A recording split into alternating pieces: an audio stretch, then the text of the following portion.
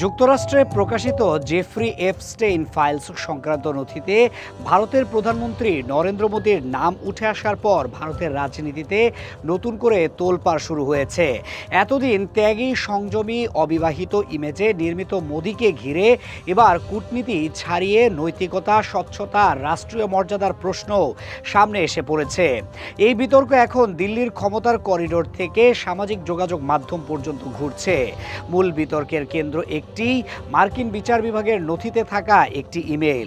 সেখানে কুখ্যাত যৌন অপরাধী জেফ্রি এপস্টেইন দাবি করেন 2017 সালে ইসরায়েল সফরের আগে মোদি নাকি তার পরামর্শ নিয়েছিলেন এবং তৎকালীন মার্কিন প্রেসিডেন্ট ডোনাল্ড ট্রাম্পকে খুশি করতেই সফর করেছিলেন।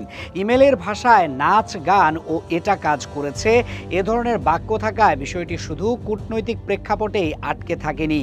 মোদির ব্যক্তিগত আচরণ ও নৈতিক অবস্থান নিয়েও প্রশ্ন তৈরি হয়েছে। এমনটাই আলোচনার সুর।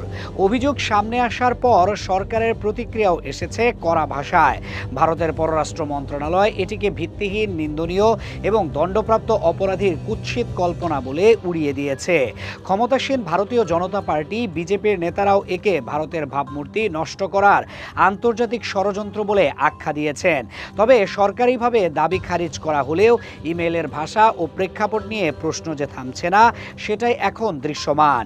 বিরোধীরা বলছে এখানে ব্যক্তিগত জীবন নয়, প্রশ্ন রাষ্ট্রীয় মর্যাদা ও স্বচ্ছতা নিয়ে।